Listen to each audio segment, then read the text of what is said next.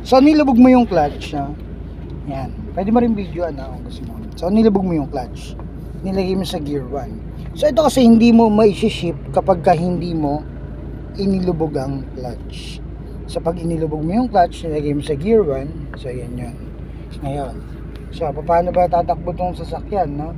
So yung gas ba magpapausad? Hindi, no? So walang kinalaman yung gas doon sa pagpapausad. Yung iba kasi pag nag-drive ganito, nung inaangat yung clutch, no? So may gas nang kasama, no? Kumbaga parang nung ginasa na nila, no, yan, inangat ng clutch, so may kasama ng gas.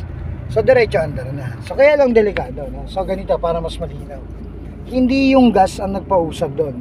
So yung gas nagpalakas, nagpabilis. So ganito. Ang magpapausad ng clutch is yung ng sasakyan is yung clutch, yung biting point.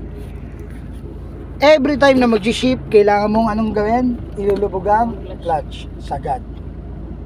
So lalagay mo sa gear 1. No? Saan yung gear 1, no? So ito yung pattern, no?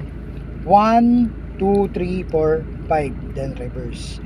So nasa pagitan ka ng 3 and 4, ito yung daanan. Nandun, tuldo ka mo yung gitna. So nandun ka. Ibig sabihin. So kung pupunta ka ng 1, so kung maliwa ka, no? Then, taas o baba? Taas. So ganun kasimple, 1. So nasa gear 1 ka. Ang 1 is naka-design sa 0 to 20. Yung 2, 20 to 40, 3, 40 to 60. 4, 60 to 80, 5, 80 to 100. Sagaran. Ibig sabihin, pag sinasagad mo yung takbo. Pag talaga manghahabol ka. Pero pwede mo naman siyang laruin ng 10, 20, 30. Kumbaga, parang every 10, no? Plus 10 ka, shift ka na agad. No? So ito, 1. So gear 1. So 0 to 20. So pag inangat mo yung clutch, ang magpapausad dyan yung clutch, hindi yung gas. So ito yung biting point, let's say. Ito. Yan. So nilubog, andito ka yung clutch. Nilubog ko ngayon. Tama? Nilagay ko sa gear 1. So ito yung biting point, ito. Yan. So nilubog ko yung clutch. Ito na. Nung inangat ko yung clutch, tatapat yan sa biting point.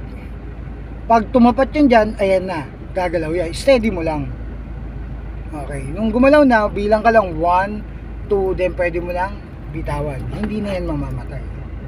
So nung hindi na siya mamamatay, no, tumatakbo na yan, wala ka na ibang gagawin kundi iliko lang yan. No?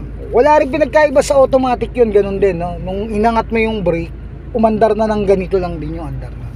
Hanggat hindi ka nagagas, ganito lang din ang usad nun. 8 km per hour na. Parang ganun lang din sa Matic. Kahit anong sasakyan. Naglalaro lang, no? Pag yung mga malalaking makina, mga B8 na yung mga dala mo, yan, medyo 12 km per hour na yung takbo nun. No? Kasi nga malalakas na yung makina nun. No? Okay?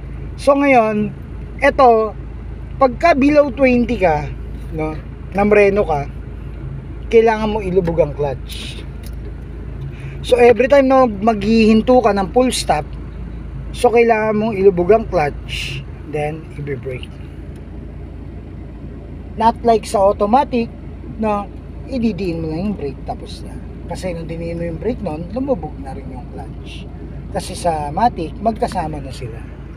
Nung inangat mo yung, ngayon, kung aandar ka na naman, alisin mo na yung brake. Pero hindi pa rin siya aandar. Bakit?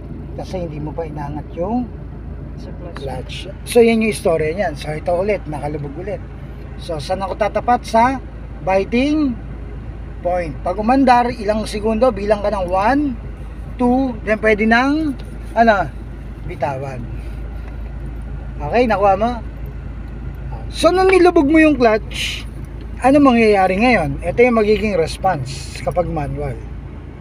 So babagal hanggang sa huminto yan, kumbaga. Nakuha mo? Pero pwede mo na i-preno ka agad. Tama? So paulit-ulit lang yan. So kung under ka naman, no, pag unang kapit ng biting point, traffic, no, so inangat mo yung clutch, tumabat siya, mandar na mabagal, ayan, no? Diba? Yan. Pag nilubog mo konti, nilalaro mo yan, hihinto yan. Okay.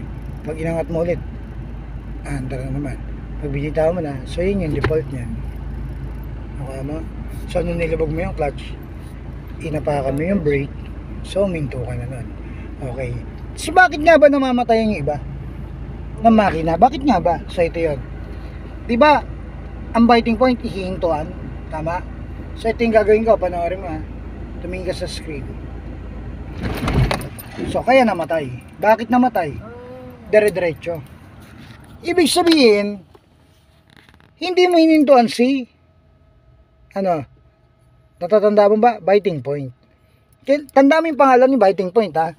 So, ngayon, naka gear 1 ka, tama?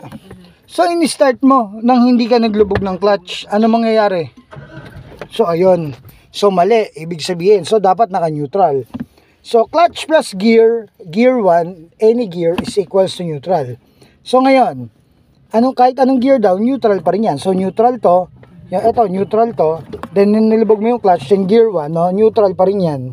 No, kumbaga, nakama? So, yan. So, yan ha, neutral yan. Yan.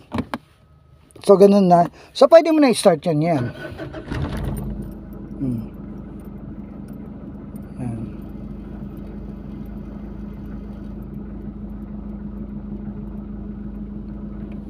Okay.